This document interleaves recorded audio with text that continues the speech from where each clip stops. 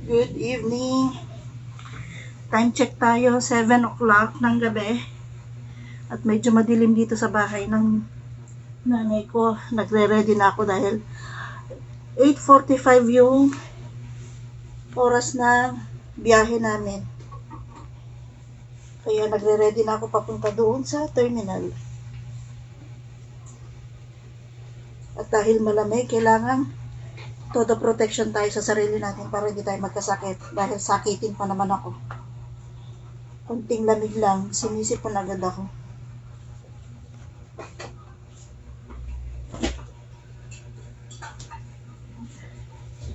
Medyo marami tayong bit-bit.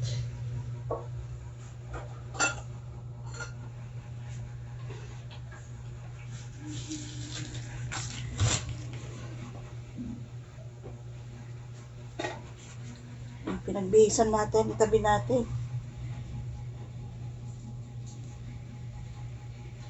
Ang oras po ay 12 hours ang biyahe. Ang oras po ng biyahe mula dito sa Quezon City ay 12 hours hanggang doon sa Isabela.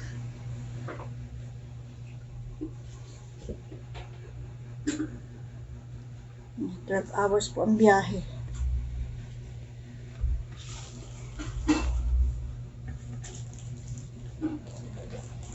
May mga tayo, ready tayo. May bit-bit tayo mga plastic para sa mga madudumi nating damit.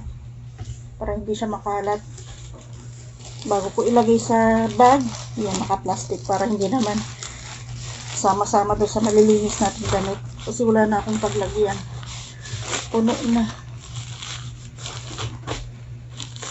Yan, i-zipper lang natin. Nasira pa. Yan, saka natin lagay sa bag.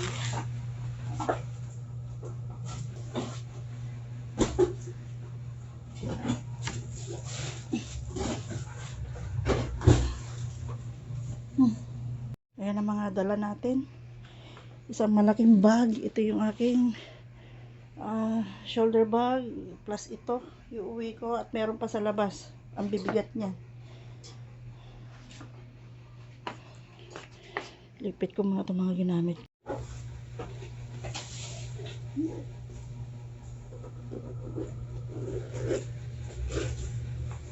Inom muna tayo ng gamot para sa hilo. Kasi minsan nahihilo ako pag bumibiyahe. Kaya iinom na tayo ngayon.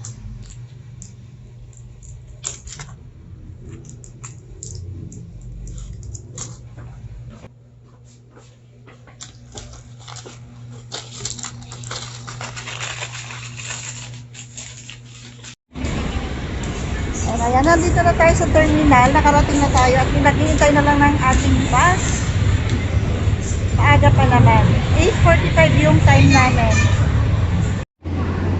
Ayan, dito tayo sa terminal. Dito kami sa may Florida bus terminal. Hindi naman ganun karami yung pasaherong naghihintay. Wala pa yung bus na sasakyan natin.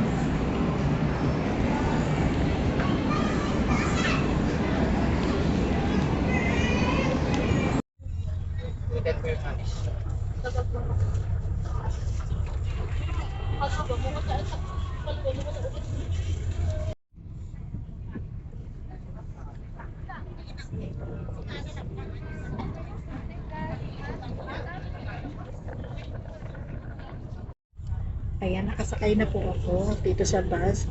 Nag-iintay lang na mapuno na. Magdatingan na yung mga pasahero nitong bus na sinasakyan namin. Ayan, medyo excited na. Hindi ko alam kasi first time ko bibiyahe ng Isabela na ako lang. Ako lang mag-isa at hindi ko naman kabisado yung pagpunta doon. Basta magtatanong-tanong nga lang ako pagka tayo ibababa na.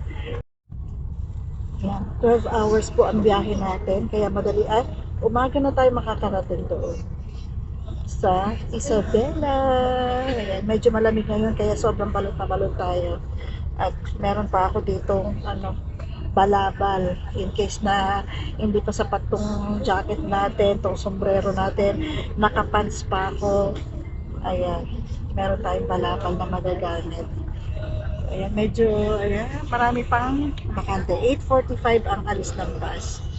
So, ayan, sana safe tayo makarating doon sa Isabela. And see you pag kami ay mag-stop over, kung saan kami mag-stop over. Ayan, isasama ko kayo kapag may maganda tayong view na nakita o mapapasyalan, makikita na maganda-ganda. Ayan, isasama ko kayo.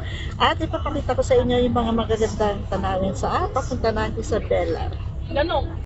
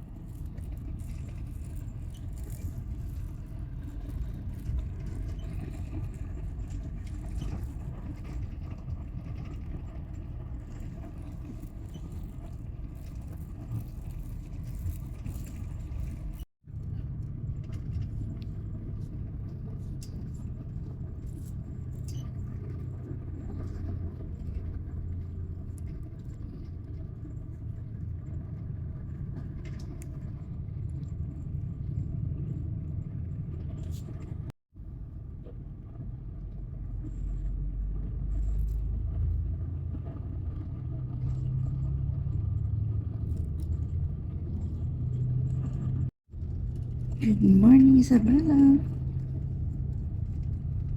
Time check tayo, alas 6 ng umaga. Tingnan nyo naman po. Napakakulimlim. Foggy.